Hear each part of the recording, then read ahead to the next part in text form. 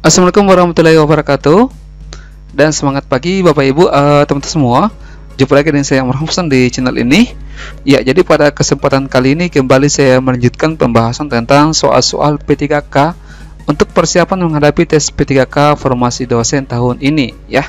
Nah, seperti biasa di sini yang akan saya bahas adalah tentang soal kompetensi teknis, kisi-kisi terbaru P3K dosen 2022, yaitu tentang etika dan tridharma perguruan tinggi ya. Jadi pastikan Bapak Ibu semua menonton video ini sampai selesai, karena ini merupakan soal-soal yang sering muncul di tes P3K dosen. Baik ya teman-teman, kita langsung saja masuk ke pembahasan soal-soalnya.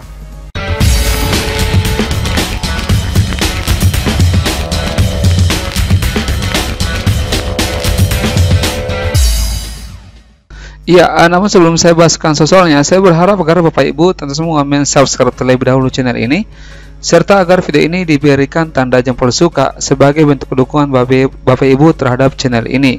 Dan kalau misalkan kita mau melihat koleksi dari pembahasan soal P3K untuk dosen, termasuk pembahasan soal P3K yang lainnya, apakah itu manajerial, sosial kultural dengan wawancara, itu bisa dilihat di daftar link video yang tersedia di bawah ini ya, di deskripsi video ini. Baik, kita lihat ya untuk soal nomor 1.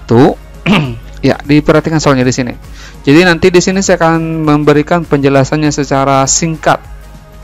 Oke, dilihat di sini bentuk pembelajaran ya, 1 SKS ya, pada proses pembelajaran berupa kuliah, kemudian responsi ataupun tutorial, itu terdiri atas kecuali. Nah, ini saya langsung perlihatkan pembahasannya. Ya, jadi 1 SKS pada bentuk pembelajaran kuliah, responsi dan tutorial itu mencakup ya, ada 3 poin di sini. Itu mencakup yang pertama, kegiatan belajar dengan tatap muka selama 50 menit setiap pekan per semester. Ya. Yang kedua, kegiatan belajar dengan penugasan. Jadi ada kegiatan belajar dengan tatap muka, ada kegiatan belajar dengan penugasan. Kalau penugasan terstruktur itu selama 60 menit setiap pekan ya, per semester.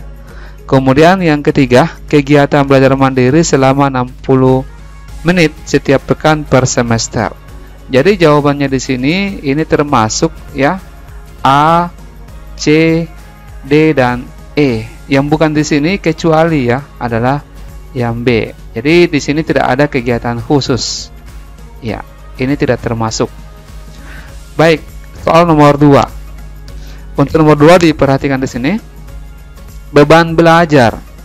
Beban belajar mahasiswa untuk program diploma 4 atau sarjana terapan dan program sarjana yang berprestasi akademik tinggi setelah 2 semester kuliah ya, setelah 2 semester pada tahun akademik yang pertama. Jadi 2 semester yang pertama itu dapat mengambil berapa SKS ya pada semester berikutnya. Ini biasanya kalau Bapak Ibu tahu ini pasti, kalau misalkan kita PA, penasihat akademik, yaitu biasanya ya, karena kan biasa mahasiswa itu konsultasi dulu dalam penyusunan KRS untuk persiapan semester ketiga ya. Nah, bagaimana aturannya? Nah, di sini jawabannya A ya, maksimum 24 SKS. Jadi mahasiswa berprestasi akademik tinggi ya, ini syaratnya, itu bisa mengambil maksimum 24 SKS setelah 2 semester. Nah, kriteria mahasiswa berprestasi, jadi kalau misalkan kita mau lihat apa standarnya mahasiswa itu dikatakan berprestasi akademik, itu memiliki EPS ya 3,5 dan memenuhi etika akademik. Tidak ada pelanggaran dari segi kode etik kemahasiswaan. Jadi jawabannya di sini adalah A. Oke, lanjut ya. Ya, nomor 3 diperhatikan di sini.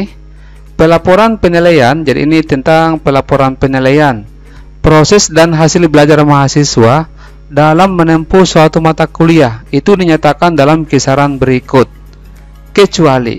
Jadi yang mana di sini huruf dengan kategorinya yang tidak cocok atau yang tidak pas.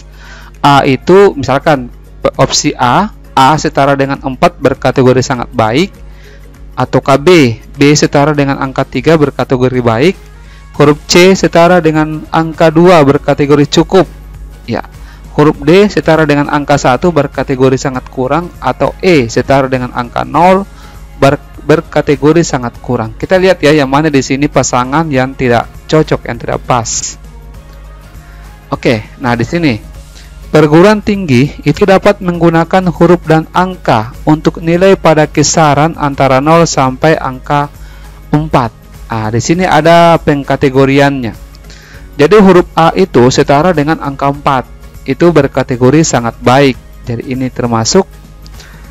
Huruf B setara dengan angka 3 berkategori baik. Nah, ini masuk. Kemudian huruf C setara dengan angka 2 berkategori cukup. Oke, ini juga termasuk. Yang keempat, huruf D setara dengan angka 1 berkategori kurang. Nah, di sini sangat kurang. Berarti yang kecuali di sini adalah D. Kalau sangat kurang itu yang E, huruf E setara dengan angka 0 berkategori sangat kurang. Oke, lanjut nomor 4. Nah, nomor 4 di sini diperhatikan. Ya, predikat kelulusan mahasiswa program diploma sarjana yang kurang tepat adalah, ini saya langsung perlihatkan. Ya, ini jawabannya adalah A. Nah, di sini ini untuk predikat kelulusan ya mahasiswa. Kalau misalkan di wisuda atau di yudisium itu ada pengkategoriannya berdasarkan IPK yang didapatkan di akhir semester. Ya, nah di sini ada 2 poin utama. Untuk diploma ataupun sarjana itu lulus dengan IPK minimal 2,0. Nah, kemudian ada pengkategorian seperti ini. Kalau misalkan IPK-nya itu di antara 2,76 sampai 3,0, maka dia mendapatkan predikat memuaskan. Terus sangat memuaskan kalau misalkan range IPK-nya 3,01 sampai 3,50. Ya. Kalau pujian, ini pujian biasanya yang cum laude ya. Pujian itu kalau misalkan cum laude lain lagi ya. Ya, pujian itu kalau IPK-nya lebih dari 3,50. Ya, saya kurang tahu kalau cum laude teman-teman, mungkin ada yang bagaimana persyaratannya lulusan itu dikatakan cum laude. Oke, kemudian untuk program profesi spesialis magister, magister terapan, doktor ataupun dokter terapan, lulus dengan IPK minimal 3,0. Nah, kemudian pengkategorinya seperti ini. Kalau misalkan IPK-nya 3,0 sampai 3,5, 3,0 sampai 3,5, maka itu predikatnya memuaskan. Terus kalau misalkan IPK-nya 3,51 sampai 3,75, berarti sangat memuaskan. Kalau di atas 3,75 itu lulus dengan predikat pujian. Ya, jadi yang tidak tepat di sini adalah yang A. Mahasiswa yang dinyatakan lulus dengan predikat memuaskan apabila mencapai 2,75. Itu bertentangan ya, memuaskan itu nanti 2,76 ke atas ya, dan seterusnya dan seterusnya. Soal nomor 5. Ya, diperhatikan di sini. Bentuk pembelajaran. Bentuk pembelajaran menurut Permendikbud nomor 3 tahun 2020, kecuali yang mana di sini yang tidak termasuk bentuk pembelajaran menurut Permendikbud nomor 3 tahun 2020. Di sini ada praktikum, ada pertukaran pelajar, ada pengesahan undang-undang, pelatihan militer, ada magang. Kita lihat ya penjelasannya. Jadi yang tidak termasuk di sini adalah pengesahan undang-undang. Nah, penjelasannya di sini bentuk pembelajaran. Jadi bentuk pembelajaran itu adalah aktivitas pembelajaran yang dapat berupa kuliah, responsi, dan tutorial. Bisa juga berupa seminar dan praktikum ataupun praktik studio, praktik bengkel, praktik lapangan. Ya, bisa juga dalam bentuk praktik kerja, penelitian, perancangan atau pengembangan, serta pelatihan militer, pertukaran pelajar, magang, wirausaha, dan atau dalam bentuk lain pengabdian kepada masyarakat. Jadi yang tidak termasuk adalah pengesahan undang-undang ya. Oke. Nomor 6. Ya, diperhatikan. Nah, di sini soalnya Pak Andi adalah dosen yang menduduki jabatan sebagai seorang dekan pada fakultas di suatu universitas.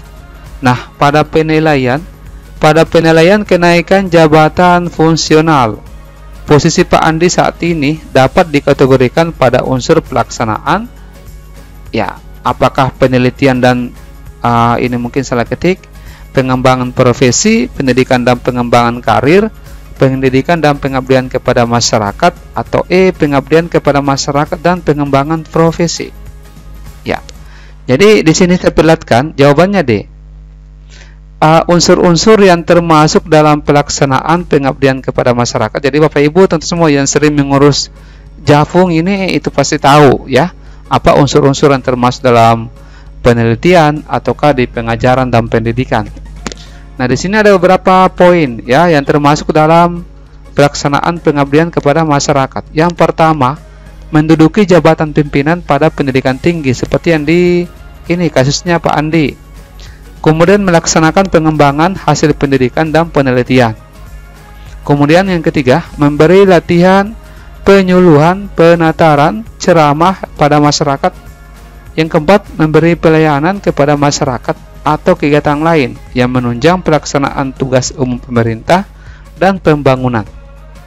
Serta yang kelima, membuat atau menulis karya pengabdian. Ya, oke. Next, nomor 7. Nah, nomor 7 di sini dilihat, Kementerian Pendidikan dan Kebudayaan kembali bertanggung jawab atas jenjang pendidikan tinggi pada Kabinet Indonesia Maju. Hal ini termaktub pada Peraturan Presiden nomor 82 tahun 2019 C. Oke, nomor 8. Di sini berikut ini merupakan perguruan tinggi penyelenggara pendidikan vokasi dalam berbagai rumpun ilmu pengetahuan yang jika memenuhi syarat dapat menyelenggarakan pendidikan profesi, kecuali. Untuk soal ini saya pindah dulu Bapak Ibu, saya serahkan kepada Bapak Ibu untuk coba-coba mencari jawabannya dan boleh dikirimkan di kolom komentar di bawah video ini. Nanti insya Allah di pertemuan berikutnya saya akan jelaskan secara panjang lebar untuk soal nomor 8 ini dan seterusnya. Baik, saya kira untuk sementara sampai di sini dulu. Nanti kita lanjutkan lagi di pertemuan berikutnya. Saya akhiri. Wassalamualaikum warahmatullahi wabarakatuh dan semangat pagi.